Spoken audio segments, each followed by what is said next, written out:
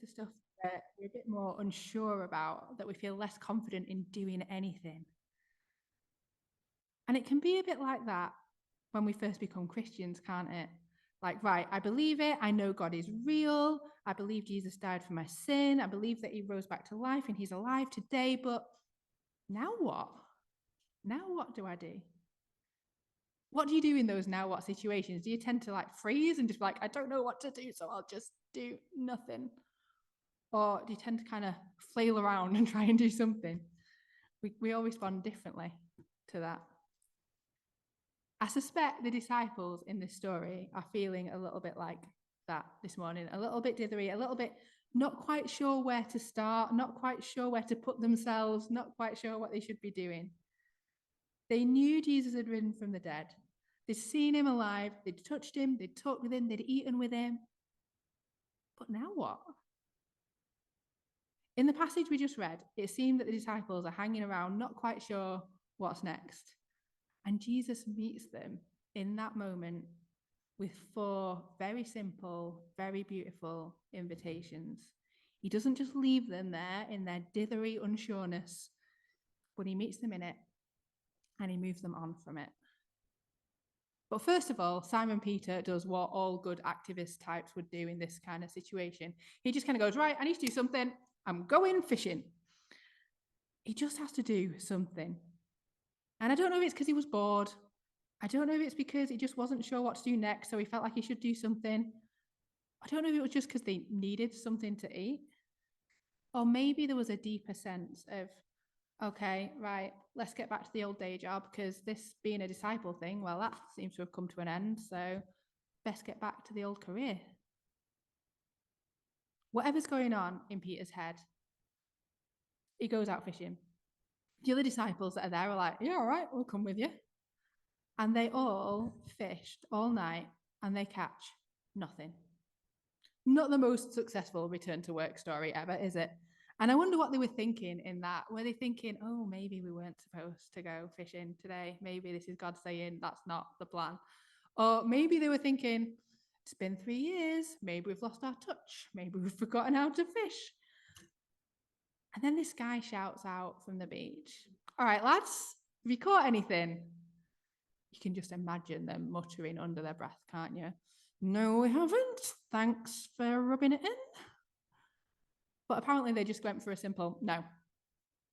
So this mystery man that we know was Jesus, but at this point they don't, says, cast your nets on the other side and you'll catch some. Hang on a minute.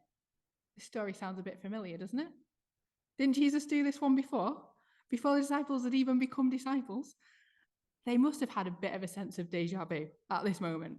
And maybe some of them began to wonder if this was a Jesus thing. But they do what they're told, even though it makes no sense. I mean, like this side of the boat, that side of the boat. I'm pretty sure in fishing world, it doesn't make much difference. But they do what they're told. And it's like every fish in the sea suddenly wants to be in their net. There's loads of fish, 153 to be precise. And not just any fish. It does tell us they were large fish. Why the Bible feels the need to be so precise about fish, I have no idea. But that's fishermen for you, isn't it? They can't catch anything without telling you precisely how many and precisely how big. Anyway, then comes the moment when the penny drops. Of course, John, who's writing the gospel, he wants to point out that it was him that figured it out first. And he's like, he realized it is the Lord. But Simon being Simon, he's the one that does something about it. He's the one that's like, it's the Lord, of course it is. Dives into the water, charges up to Jesus. The others, they take a slightly more considered approach. They're like, maybe it'd be a good idea to bring the fish with us, Simon, that we've just caught. Maybe we should bring the boats and the nets. And when they get there, there's Jesus, already cooking some fish. Don't know where he got that from, but he's Jesus. He can get what he wants when he wants. But even though he's already got some fish prepared, even though he could have prepared a whole banquet for them if he'd wanted to, he invites the disciples to bring some of their fish for him to cook. He invites them to bring what they've got for Jesus to do something with it. And then he invites them to join him for breakfast. I love how natural that is. No, lo, it is I, the Lord, risen from the dead. Come hither and join me. It's just, come and join me. Come and have breakfast with me. Come and hang out with me. It's like it's the most normal thing in the world. How often do we make this massive hoo-ha about making time for Jesus? Like, we get so in a muddle about like what words we need to use when we're talking to him, and what techniques we need to use to listen to him. And how many books are there about how to pray? How many talks about how to deepen our relationship with Jesus? And Jesus just makes it so simple. He's just like, come and have breakfast with me. Like, it's the most normal, most natural thing in the world. Whilst it's also just the most amazing, most beautiful privilege in the world to be able to just come and hang out with Jesus. And I believe Jesus says that to us every day, every morning. Come and join me. Come and join me with your day. Come and have breakfast with me. Do we take him up on that? I know I'm not great at it. And I reckon that should always be the first step. No matter what kind of a dither we're in, no matter what's going on in our lives, just to respond to Jesus' invitation to come and join him, come and spend time with him, to reconnect with him. It puts us and everything else in its right place. Like spending time with Jesus, it just helps us get our perspective right, doesn't it? So they sit and they share, Jesus shares out the bread and the fish and they chat. And Jesus has this massively significant one-to-one conversation with Simon Peter. Now, a lot of people have done a lot of analysing of this conversation, and especially with these Simon, do you love me's and what's going on there. I reckon the first thing to notice is that here, Jesus calls him Simon, son of John. Like, we're used to Simon being called Peter, aren't we? Peter, that nickname that Jesus gave him, that nickname that meant rock, that nickname that was massively affirming, Simon, you are going to be the one that I build my church on. And instead of calling him by that nickname, he just calls him by his human name, Simon, son of John. And I don't think what's going on here is like a brutal demotion, although it does sound a bit like it could be. Simon, you're not Rocky anymore, are you? Let's not pretend. Let's just change your name back to Simon, son of John. Jesus isn't like that. It's not just like, Simon, you've blown it. You are no longer the rock. But I think there's something a little bit gentler going on. Like, Simon, you weren't very rock-like back there, were you? You're probably not feeling very rocky at the moment, not very worthy of your name right now. You didn't quite stand your ground as much as you thought you would, but let's reset from here. Let's start again. Have you ever felt a little bit like that? You know, that sense of, ugh, Jesus, I know I was supposed to do something, but I just didn't do it. I know I was supposed to behave a certain way, but I just failed miserably. I just lost it. I know who you're calling me to be, but I'm just not doing it. I'm just so far from being that person. And at those times, it can sometimes feel like, I'm not really sure I can even face talking to you today, Jesus, because I'm just so ashamed of how much I'm messing up and how much I'm not where I'm supposed to be. I'm not who I'm supposed to be. I bet that's how Simon felt, and I bet that's how some of us feel sometimes. But Jesus can always face talking to us, no matter how we're feeling. He knows us, he loves us, and he loves to restore relationships, doesn't he? He loves to restore his relationship with us, and he loves it when we want to restore and reset our relationship with him. And how does he reset? With Simon, he does it just by asking him one simple but hugely important question. Do you love me? Now, on the surface, this could sound like a very unnecessarily needy question from the Saviour of the world. Like, it could sound like, that pathetic needy kid that's like, will you be my bestie? Or that person in a relationship that's like, do you still like me? Do you love me? Do you love me? You've got to say it. You've got to say that you love me. I won't believe you. Jesus is not insecure. He is not needy. He knows exactly who he is and what he is worth. He knows he's the Son of God. He knows he's died for the sins of the world and he's beaten death. He doesn't need to check that Simon loves him to boost his own self-esteem. And as Simon points out, he already knows the answer to the question. He already knows that Simon loves him. So why ask the question? I reckon these questions aren't about building up Jesus' feelings. I think they're about helping Simon check in with where he's at, sort out his relationship with Jesus, and get ready for what's next. Jesus doesn't just ask Simon once if he loves him, does he? He asks him 3 times. 3 times. And you can almost feel Simon getting more and more adamant and a little bit frustrated with every question. Like, Jesus, I love you. Jesus' exact words the first time he asks are, do you love me more than these? And people have different theories on what that's about. Some people reckon it's Simon, do you love me more than these things, this stuff, the fish and the nets and the boats and the way you were making a living, your financial security, the stuff you do every day, your hobbies, your habits, do you love me more than these? And some people reckon it's do you love me more than these? Do you love me more than you love the other disciples? Do you love me more than your mates? And some people reckon it's more of do you love me more than any of these love me? Because before Jesus got arrested, Simon had kind of declared that, hadn't he? It's like, I'll never deny you. I love you the most. I'll be the best. I'll stick with you to the end. I'll even die for you.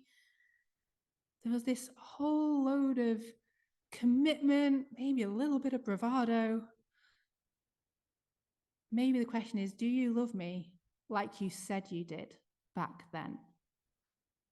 Before I got arrested, when you were so sure, before you denied me, do you actually still love me more than these other guys do? Do you actually still love me as much as you thought you did? And the asking 3 times, it could seem a little bit harsh, couldn't it? A bit like maybe Jesus doesn't believe Simon when he says he does. Like, do you love me? Are you sure? Are you sure you're sure? Are you sure you're sure you're sure? But like Simon himself says, like, Jesus already knows all things. He knows he loves him. But there's something really beautiful and really gentle and really restorative going on here, isn't there? Because we know that when Jesus had been arrested, Simon Peter denied knowing Jesus 3 times. So now we see Jesus giving him 3 opportunities to redeclare his love for him, to recommit to him, to reclaim that relationship with Jesus, to undisown Jesus. Jesus gives Simon Peter that opportunity to move on from letting him down, letting him start again with him, helping him get to that point where he is clear and he is confident in his love for Jesus. Jesus is so gracious, isn't he? He knows exactly what we need to sort our hearts out. He knew exactly what Simon needed to get him back on track. That even though he'd been a massive letdown, it's not like, oh, Simon, you're such a disappointment. He never says that.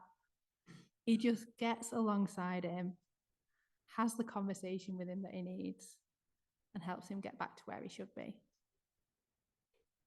Now, a lot of people, a lot cleverer than me, have got very, very focused on the words for love that are used in this passage.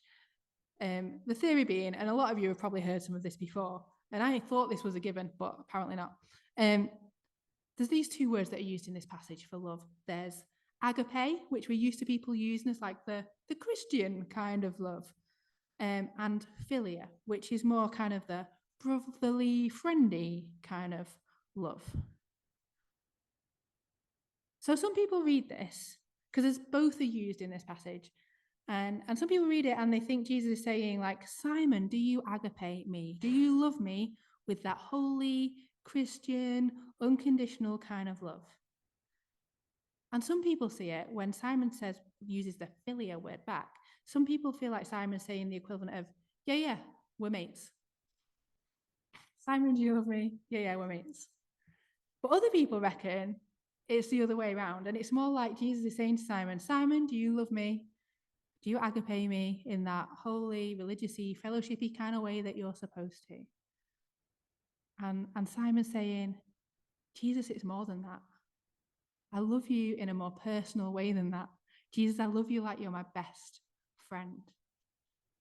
And then there's some scholars and writers who are like, it really doesn't matter what words they're using here. We all know that writers use different words at different times, just so we don't get bored. And actually, the whole conversation happened in Aramaic, so why are we getting in a twiddle about the Greek anyway? Because it wasn't what they were saying. Whatever we make of all that scholarly stuff, whether any of that actually matters, our response to that question matters. Our response to, do you love me, matters. So is your response to that question from Jesus, do you love me? Yes, Jesus, you know I love you. I'm a Christian. It's what I'm meant to do. Is your response to Jesus's, do you love me, a bit of a flippant, yeah, you know I love you. Yeah, bro, we're mates.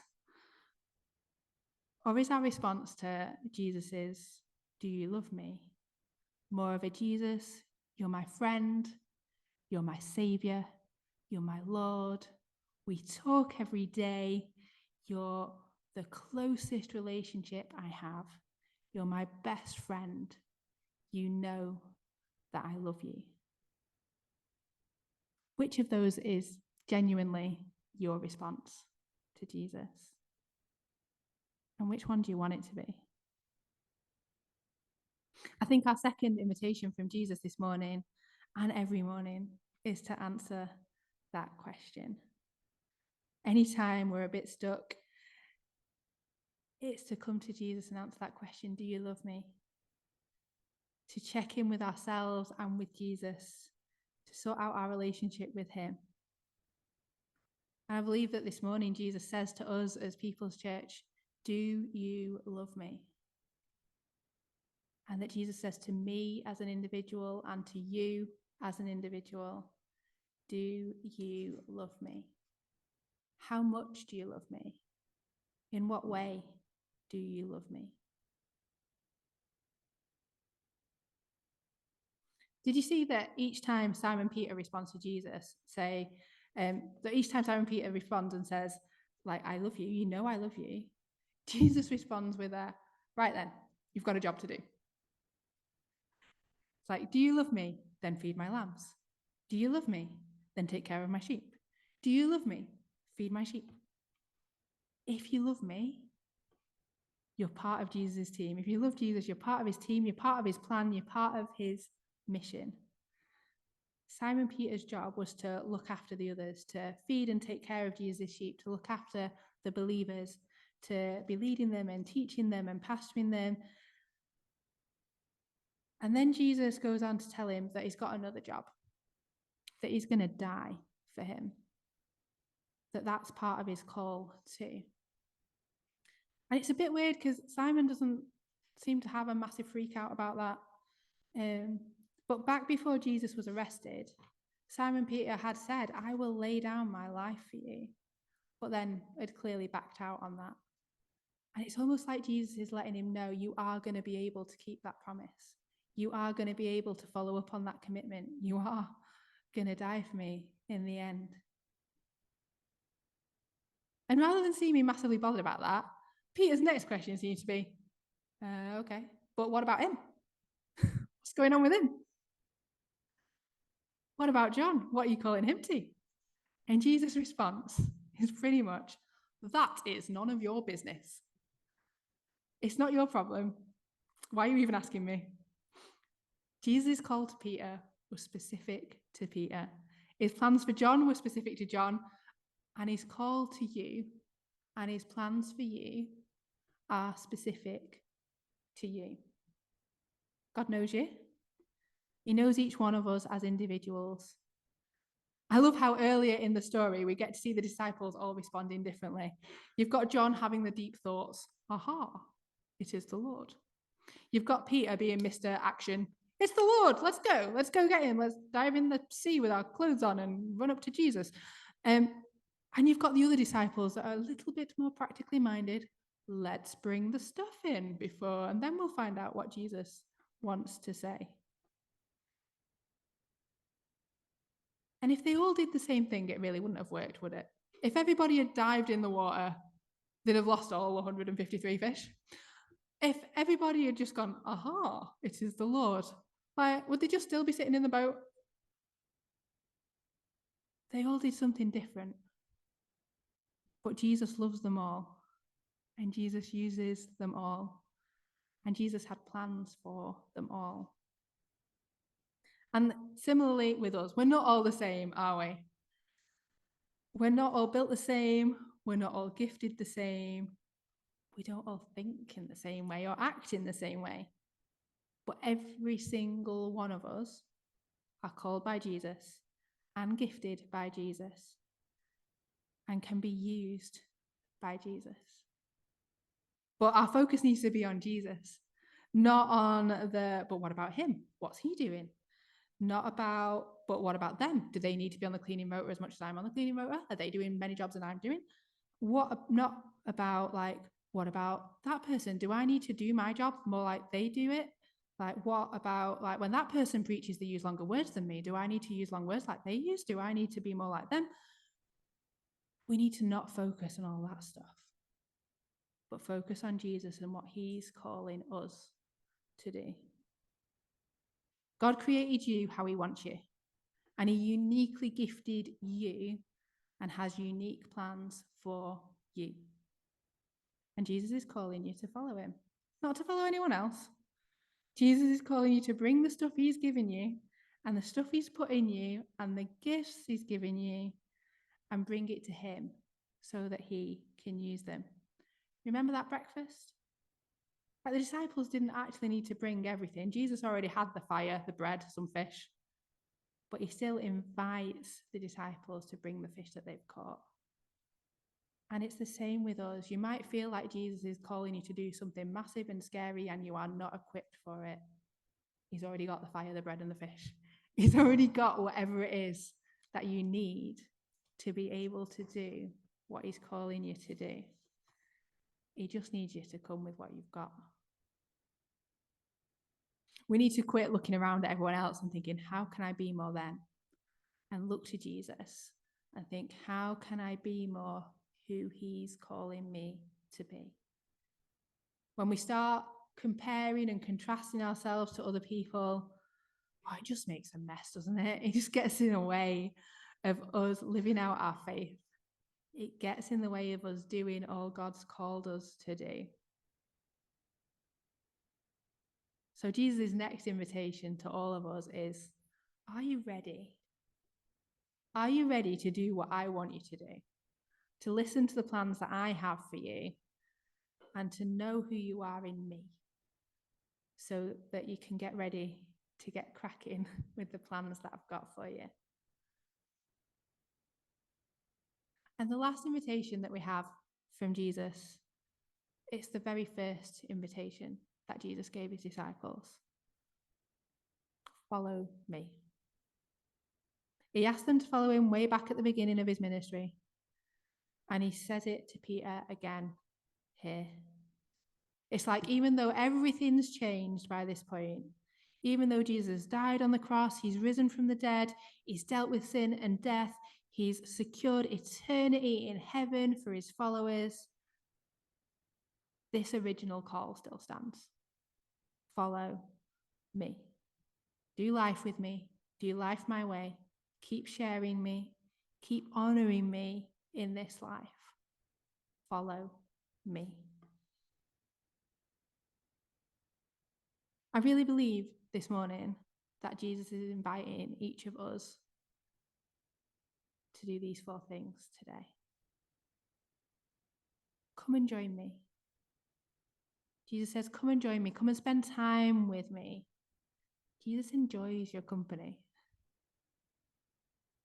Jesus says, do you love me? If Jesus asked you today, do you love me more than these? What do you think that these would mean in your life? What are the things that maybe get in the way, that maybe need putting back in their place so that Jesus can be in the right place? Jesus says, do you love me? Do you need to take a bit of time today to recommit yourself to Jesus, to reset your relationship with Jesus, and just allow him to restore that relationship with you, just to come to him and tell him that you love him? And Jesus says, are you ready? Do you know what Jesus is calling you to? Do you know what Jesus has gifted you for? Maybe there's something that you felt called to but thought, no, I can't do that. It's too big. It's too scary. I've not got the gifts for it. Don't worry. Jesus can give you all that you need. But are you ready? Are you up for the adventure? Is there some stuff niggling in the back of your mind? A bit of I think Jesus might want me to do this. Talk to him about it. Talk to Christian friends about it. Get prayer about it. And get ready. And Jesus calls all of us today and every day to follow him. Keep your eyes on him. Don't wander off. Don't get distracted. Just follow.